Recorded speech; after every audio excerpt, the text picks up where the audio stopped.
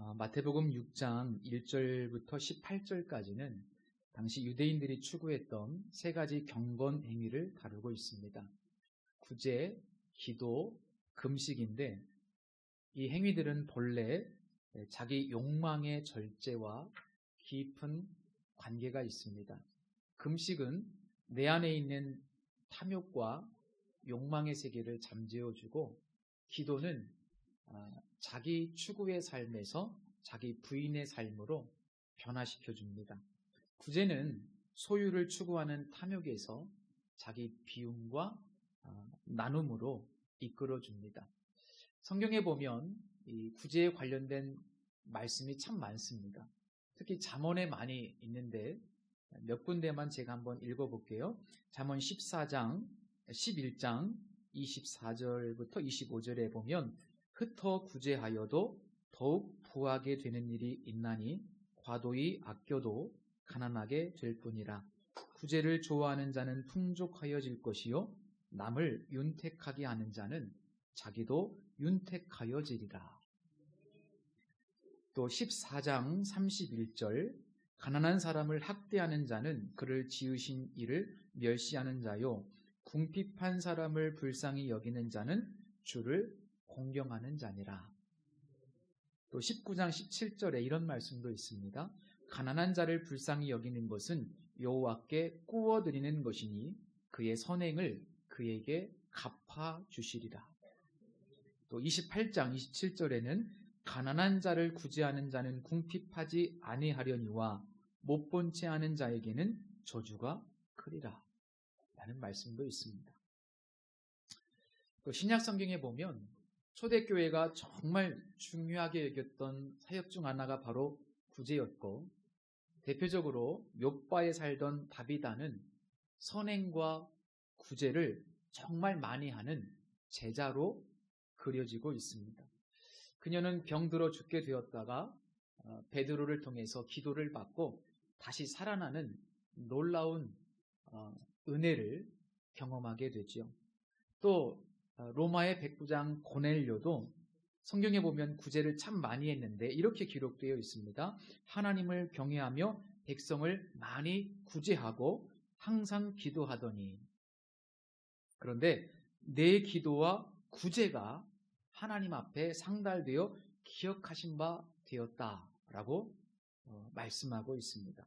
기도도 하나님께서 기억하시지만 그의 많은 구제도 하나님 앞에 상달되었고 하나님이 기억하신다고 기록하고 있습니다.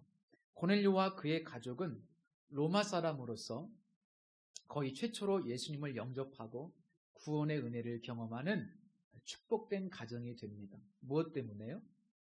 그의 많은 구제와 기도 때문이죠. 구약 성경에 의하면 구제는 하나님께서 친히 명령하신 계명입니다. 신명기 15장 7절과 8절 말씀에 보니까 내 하나님 여호와께서 내게 주신 땅 어느 성읍에든지 가난한 형제가 너와 함께 거주하거든 그 가난한 형제에게 내 마음을 완악하게 하지 말며 내 손을 움켜쥐지 말고 반드시 내 손을 그에게 펴서 그에게 필요한 대로 쓸 것을 넉넉히 꾸어주라. 이렇게 기록되어 있고, 조금 더 밑으로 내려가니까 11절에는 땅에는 언제든지 가난한 자가 그치지 아니하겠으므로 내가 네게 명령하여 이르노니 너는 반드시 내 땅 안에 내 형제 중 곤란한 자와 궁핍한 자에게 내 손을 펼지니라 라고 명령하고 있습니다. 유대인들은요, 이 말씀의 근거에서 구제의 영역을 어려운 이웃을 물질적으로 도와주는 것뿐만 아니라 내가 시간을 투자해서 봉사하는 것까지를 구제라고 그렇게 이해를 했습니다. 그런데 안타까운 것은 이 구제라는 경건행위가 점점 타락하기 시작했다는 겁니다. 1절을, 오늘 말씀 1절을 보실까요? 자, 사람에게 보이려고 그들 앞에서 너희 의를 행하지 않도록 주의하라 라는 말씀이 있습니다. 사람에게 보이려고 그들 앞에서 너희 의를 행하지 않도록 주의하라. 이 말씀은 비단 구제뿐 아니라 기도와 금식의 영역까지 전부 다 아우르는 말씀인데요. 당시 유대인들의 경건행위가 사람에게 보이기 위한 것, 즉 자신의 인정 욕구를 채우고 다른 사람들에게 칭찬받기를 원했고 자기 영광을 받기 위한 수단으로 이 구제, 기도, 금식이 변질된 겁니다. 그러니까 이 경건행위라고 하는 것이 사실은 하나님과 나와의 관계이고 나를 통해서 하나님을 섬기기 위한 것인데 자기 자신을 섬기는 행위로 변질되었고 나아가서 내 욕망을 충족하기 위해서 다른 사람까지도 수단으로 이용하게 된 겁니다. 몇 년 전에 제가 캄보디아로 단기 선교를 다녀온 적이 있었습니다. 그 여정 중에 선교 센터를 건립하기 위한 부지를 방문한 적이 있었는데 아직 선교 센터가 건립된 것은 아니고 땅만 구입을 해서 부지만 있었습니다. 저희 선교팀이 가서 그 센터 부지를 이렇게 한 바퀴 둘러보고 걷고 그리고 함께 그곳에 선교센터가 세워지기를 위해서 기도하고 돌아왔거든요. 그런데 그때 선교사님께서 참 안타까운 말씀을 하셨습니다. 이곳에 이제 건물이 세워져야 되는데 건물이 세워지지 않는 거예요. 한국교회 성도들이 대부분 이제 후원을 해 주시면 그 후원을 통해서 뭐 부지도 사고 건물도 짓고 특별히 우리 한국교회가 뭐 동남아시아라든지 아프리카라든지 이 가난한 나라들의 예배당 짓는 사역을 굉장히 많이 하고 있지 않습니까? 그런데 이곳에는 헌금이 잘 모금되지 않는다는 겁니다. 왜 그런가 봤더니 다 그런 것은 아니지만 한국교회의 많은 성도님들이 그러니까 본인이 헌금을 해서 예를 들면 어떤 기념, 뭐 팔순 기념이라든지 뭐 이런 식으로 해서 자녀들이 용돈도 주고 의미 있는 일을 하고 싶어서 예배당을 세우는 경우가 참 많은데요. 그러니까 본인이 헌금을 해서 본인의 이름으로 단독으로 예배당이 봉헌되기를 원한다는 겁니다. 누구누구 장로, 누구누구 권사 이렇게 해서 본인의 이름이 딱 들어가고 예배당에 그렇게 봉헌되길 원한다는 거예요. 그래서 직접 가서 이제 봉헌 예배도 드리고 그러면 굉장히 폼나지 않습니까? 같이 사진도 찍고. 예를 들어서 한 2천만 원 정도가 필요해요. 보통 그런 가난한 나라에 예배당 지으려면. 2천만 원을 내가 딱 헌금을 해서 내 이름으로 성전이 봉헌되면 얼마나 영광스러워요. 그런데 이 선교센터 부지에 선교센터가 세워지려면 몇 억이 들거든요. 예를 들어서 한 5억 정도가 들어요. 그런데 거기다가 2천만 원 헌금하면 자기 이름으로 봉헌되지 않거든요. 여러 헌금한 사람 중에 한 사람이 되고 여러 사람의 이름이 들어가는데 거기에 작게 자기 이름이 들어가니까 어느 쪽을 더 선호할까요? 자, 우리 성도님들 2천만 원 가지고 예배당 봉헌하려고 그래요. 그러면은 내 이름으로 단독으로 헌금하는 곳을 찾겠습니까? 아니면 그냥 여러 사람 중에 이름 하나 들어가는 그런 프로젝트에 헌금을 하시겠습니까? 안타깝게도 우리나라 성도들 대부분은 전자예요. 내 돈 내고 내 이름 새겨지고 나 혼자 봉헌하는 것을 좋아해요. 우리 교회도 앞으로 그런 사역을 할 건데 여러 사람이 함께 돈 모아서 다 같이 이름 들어가는 거 싫어해요. 그러니까 여기에는 헌금이 안 들어온다는 거예요. 물론 감사하게도 지금은 그 자리에 선교센터가 아름답게 세워졌습니다. 우리 교회에서 선교하고 있는 캄보디아 장성남 선교사 이야기였습니다. 하나님은 후자를 더 귀하게 보실 것 같거든요. 제 생각에는. 그런데 많은 사람들이 자기 이름 내고 자기가 인정받고 자기 칭찬받는 걸 원해요. 이것이 우리의 문제라는 거예요. 예수를 믿는데도 왜 우리는 이렇게 인정 욕구, 칭찬 욕구, 명예 욕구 이런 것들이 사라지지 않는 것일까? 사도 바울이 빌립보서 1장 18절 이하에서 이런 이야기를 합니다. 그러면 무엇이냐? 거칠애로 하나 참으로 하나 무슨 방도로 하든지 전파되는 것은 그리스도니 이로써 나는 기뻐하고 또한 기뻐하리라.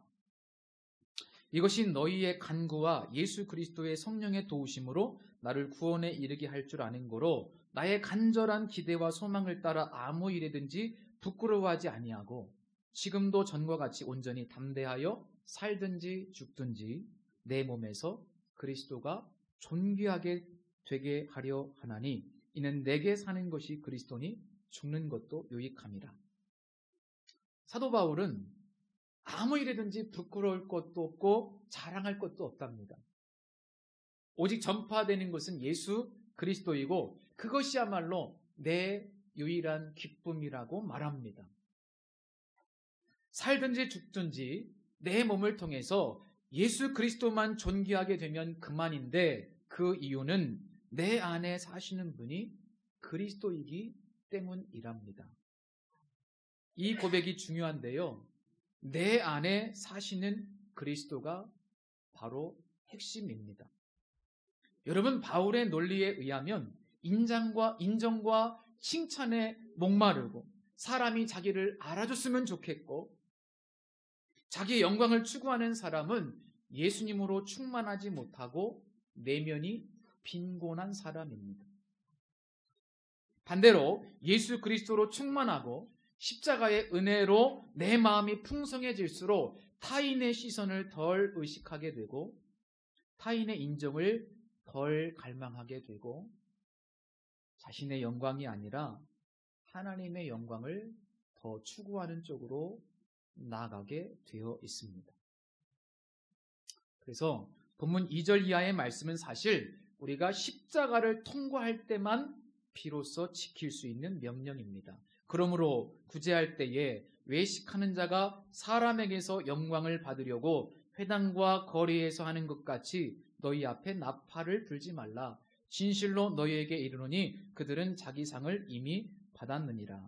너는 구제할 때에 오른손이 하는 것을 왼손이 모르게 하여 내 구제함을 은밀하게 하라. 은밀하게. 이거는 십자가를 통과한 사람만이 가능합니다. 사람의 시선을 의식하지 않고 사람의 인정을 의식하지 않고 사람이 주는 칭찬에 목마르지 않은 십자가를 통과한 예수님으로 충만한 사람만 은밀하게 주님만 의식하면서 구제할 수 있는 겁니다. 여기 외식이라는 단어가 있는데 이 단어는 본래 연극 배우라는 의미였는데요. 시간이 지나면서 겉과 속이 다른 이중인격자라는 뜻으로 쓰이곤 했습니다. 외식하지 말라라는 뜻은 그러므로 연극하지 말라는 뜻입니다. 조금 더 심한 표현으로 하면 쇼하지 말라는 거예요. 그러니까 구제하기는 하는데 그게 순수한 목적의 구제라기보다는 자기가 인정받고 싶어서 쇼를 하는 거죠. 당시 문화를 보면 회당과 거리에서 자선 헌금을 모금할 때 누가 얼마만큼의 금액을 헌납했는지가 공공연하게 발표됐답니다.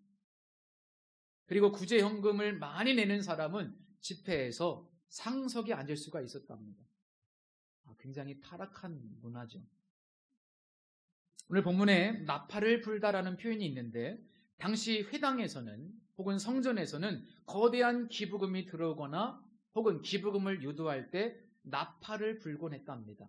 그러니까 어느 회당이나 혹은 성전에서 갑자기 나팔 소리가 울리면 사람들은 을에 누가 얼마나 큰 금액을 기부했을까 귀를 쫑긋 세우고 거기에 관심을 갖게 된 거예요.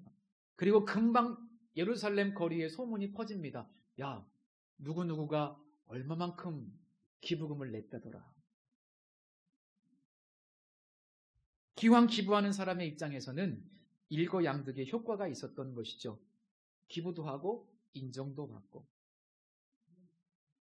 이런 문화, 이런 기류에 편승하는 사람들이 굉장히 많아지게 된 겁니다. 사도행전 5장에 보면 초대교회 안에서도 이와 비슷한 일이 있었습니다. 바나바가 위로의 사람이라는 별명을 가진 바나바가 어느 날 자기 땅을 팔아서 거액의 구제비를 바쳤습니다. 이것이 의도치 않게 소문이 났죠. 그리고 교회 안에 사람들의 입에 바나바의 이름이 오르내리게 되었습니다. 이건 쇼한 게 아닙니다. 순수한 목적이었어요. 그런데 이것을 시기 질투했던 아나니아 삽비라 부부가 우리도 인정받고 싶은데, 우리도 칭찬받고 싶은데 그런 마음이 들었고, 그래서 자신들의 땅을 팔아서 헌금을 하게 되었는데 일부는 감추고 일부만 헌금합니다. 순수한 목적이 아니라 자기의 영광을 추구하고 싶어서 이런 일을 했는데, 더 큰 실수는 뭔가 하면 일부를 헌금하면서 마치 전부를 헌금한 것처럼 포장하는 거예요. 경제에서 쓰는 표현을 빌리자면 최소한의 비용으로 최대한의 효과를 내고 싶었던 거예요. 야, 바나바도 저렇게 다 팔아가지고 헌금했는데 저 부부도 저렇게 다 팔아가지고 헌금했네? 이런 인정 받고 싶었던 거죠. 그런데 하나님은 다 아셨어요. 사람은 그렇게 생각할 수 있지만 하나님은 다 아셨습니다. 이들이 어떤 심판을 받게 됩니까? 너무 끔찍하죠. 그렇게 인정과 칭찬과 자기의 영광 추구하다가 그만 성령을 속이고, 그래서 이 부부가 한날 함께 죽임당하는 엄청난 심판을 받습니다. 예수님은 자기 영광을 위해서 이런 식으로 구제하는 사람들은 이미 자기 상을 받았다고 말씀하십니다. 여기서 자기 상이라는 말은 어떤 것을 받고 영수증을 주다라는 뜻입니다. 물건을 받고 영수증을 주는 것, 그게 자기 상입니다. 그러니까 그 사람들의 구제는 사람들의 인정과 칭찬을 받은 것으로 이미 다 보상을 받았다는 뜻입니다. 더 이상 보상을 받을 게 없어요. 인정과 칭찬으로 상 다 받은 거예요. 서두에 읽어드린 것처럼 잠언에 의하면 순수한 마음으로 구제한 사람들에게 하나님께서 엄청난 복을 약속해 주셨어요. 진짜 순수한 마음으로 구제한 사람들에게 하나님께서 복을 약속해 주셨다니까요. 그런데 인정과 칭찬을 받은 사람들은 이미 끝이에요.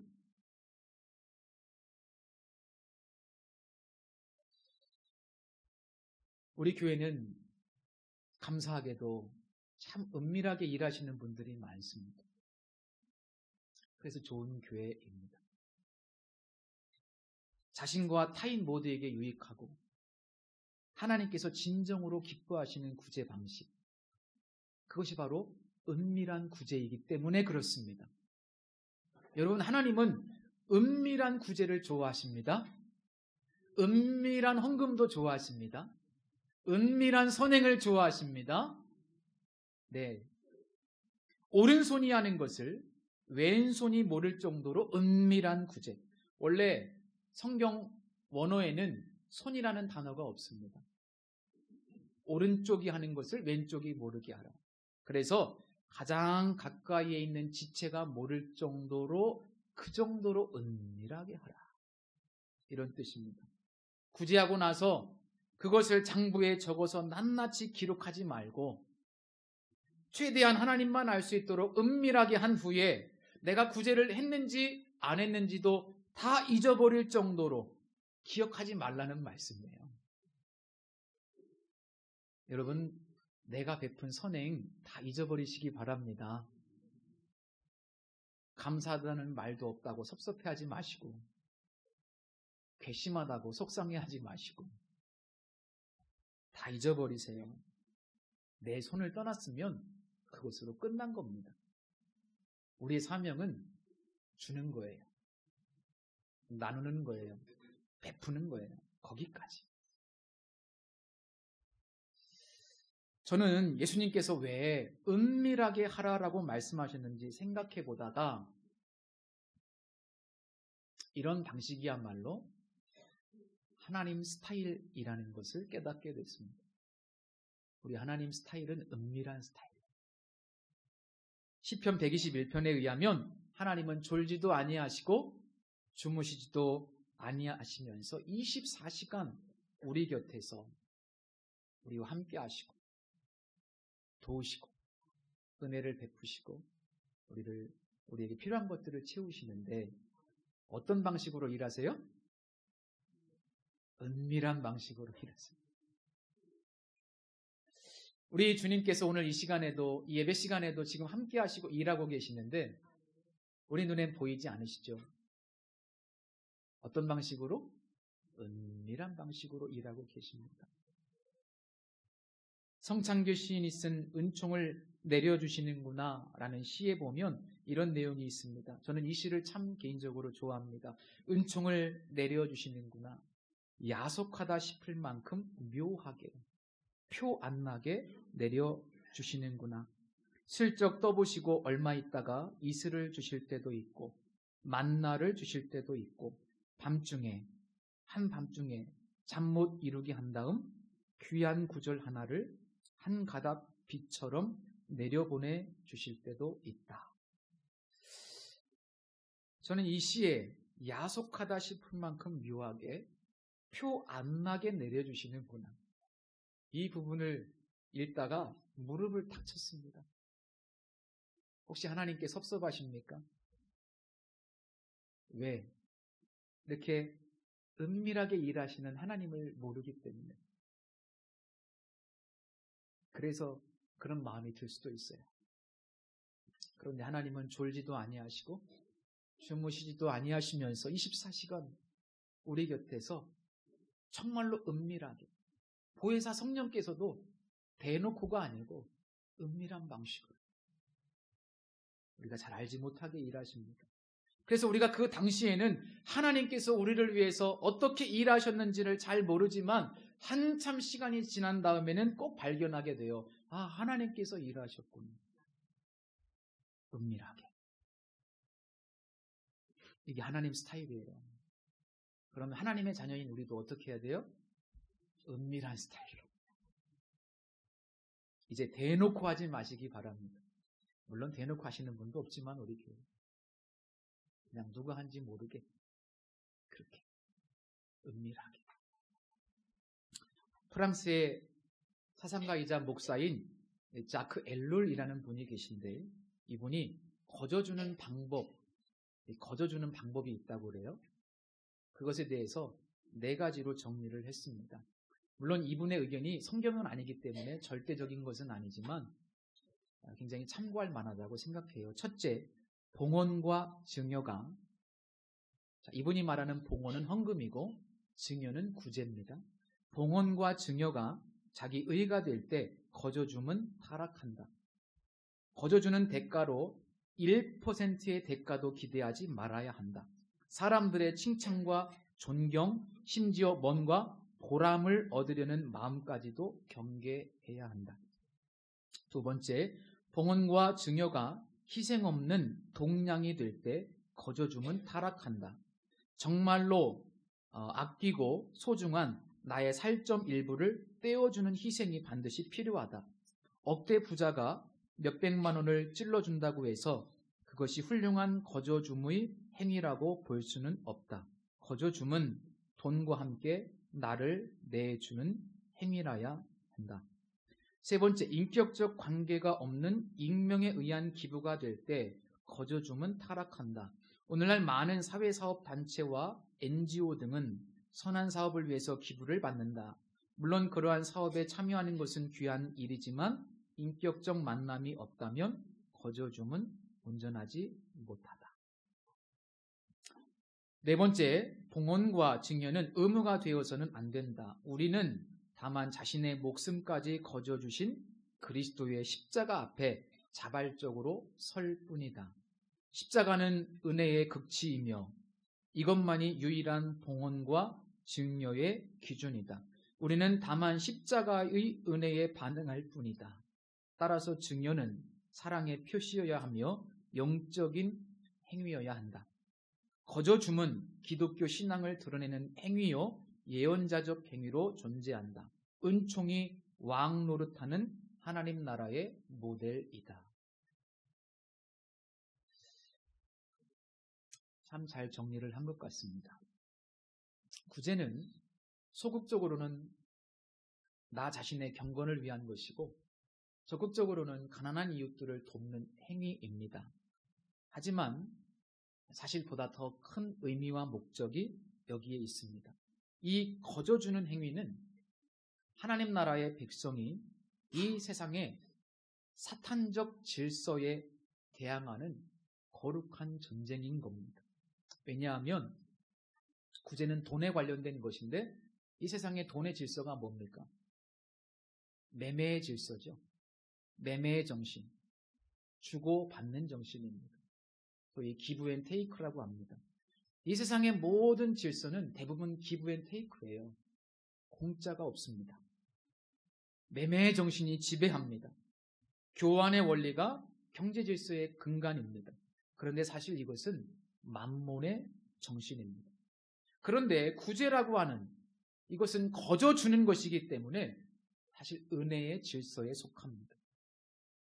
매매의 정신과 대응하는 은혜의 정신이 구제에 깃들어 있어요. 은혜는 뭐예요? 자격 없는 자에게 거저 주어지는 하나님의 자비와 사랑 아니겠습니까? 우리가 자랑하는 십자가는 바로 은혜의 극치입니다.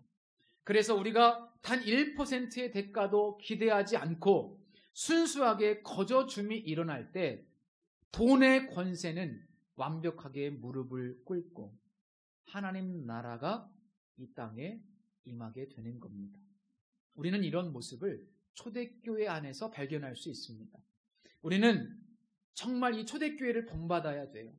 자기의 소유를 팔아서 자기의 것을 가지고 은밀하게 가난한 신자들을 도와주는 모습, 돌보는 영성, 대가를 기대하지 않는 순수한 거저줌, 성령이 충만한 공동체, 이 초대교회, 은혜가 왕노릇하는 공동체. 여기에 기브앤테이크는 없습니다. 거저 주는 것만 있어요. 왜? 그것이 은혜가 왕노릇하는 공동체, 하나님 나라의 모형이기 때문에 그렇습니다. 교회는 거저 줌으로 하나님 나라를 보여주는 곳입니다. 때문에 나의 영광과 나의 나라를 위해서가 아니라 하나님의 나라와 하나님의 영광을 위해서 은밀한 구제, 은혜의 질서를 실천하는 자들에게 하나님께서 주시는 상은 굉장한 겁니다. 오늘 본문에는 은밀한 중에 보시는 아버지께서 갚으신다고 말씀하십니다. 이게 상입니다. 은밀한 중에 보시는 아버지께서 갚아주신다. 어떻게 갚아주실지 모르겠어요. 구체적으로 명시하진 않았지만 우리가 상상할 수 없는 풍성한 은혜가 있다고 분명히 믿습니다. 하나님 나라의 질서를 세우는 것이기 때문에. 그래서 오늘 본문은 아니지만 33절 말씀에 의하면 다른 방식으로 이 말씀을 저는 표현하고 있다고 생각하는데 우리가 너무나 잘 아는 말씀. 그런즉 너희는 먼저 그의 나라와 그의 의를 구하라. 그러면 이 모든 것을 너희에게 더하시리라. 여러분, 우리가 가난한 사람들의 필요를 채우면 하나님 나라의 질서, 은혜의 질서를 이 땅에 구현하기 위해서 우리의 희생을 올려드릴 때 하나님은 우리의 삶을 풍성하게 채우신다고 분명히 말씀하셨습니다. 우리가 다른 사람들의 필요를 채울 때 하나님은 우리의 필요를 채워주실 줄로 믿습니다. 또한 세상에 줄 수 없는 하늘의 기쁨을 우리에게 부어주실 거라고 저는 믿습니다. 예수님은 우리가 은밀한 구제를 통해서 결코 손해보는 삶이 아니라 더 큰 축복과 은혜를 주시기 원하셨어요. 이게 아버지의 마음입니다. 유대인의 성전에는 신묵의 방이 있었다고 전해집니다. 그곳에 남들 모르게 선물이나 필요한 물품을 두고 가면 그것이 필요한 가난한 사람들이 와서 조용히 남모르게 가져가는 방입니다. 의도하지 않게 부딪히는 경우도 있을 수 있겠지만 사실 누가 주었는지 누가 가져갔는지 아무도 모릅니다. 오직 하나님만 아십니다. 저는 우리 비전교회 공동체가 회당과 거리처럼 나팔소리 가득한 곳이 아니라 신묵의 방처럼 아름다운 공간이 되었으면 좋겠습니다. 거래의 정신이 지배하는 이 타락한 세상에서 하나님의 은총의 질서를 구현해내는 하나님의 나라의 공동체, 이 시대의 대한 공동체가 될 수 있기를 예수님의 이름으로 축복합니다. 기도드리겠습니다. 오늘도 주님의 말씀을 들었습니다. 오직 내 안에 그리스도께서 충만하게 거하실 때만이 우리는 주님을 높일 수 있음을 깨닫습니다. 은밀하게 신비로운 방식으로 일하시는 하나님의 자녀답게 은밀한 방식으로 섬기게 하시고 이 땅에 천국의 질서를 세워가는 하나님의 자녀로 살게 하여 주시옵소서. 이 모든 것을 너희에게 더하시겠다, 갚아주시겠다고 하셨는데 우리가 가난한 이들을 돌볼 때 하나님께서 우리를 돌보심을 신뢰할 수 있게 해 주시옵소서. 드러내거나 자랑하지 않고 하나님만 드러내는 우리 비전교회가 되게 해 주옵소서. 예수님의 이름으로 기도드립니다. 아멘.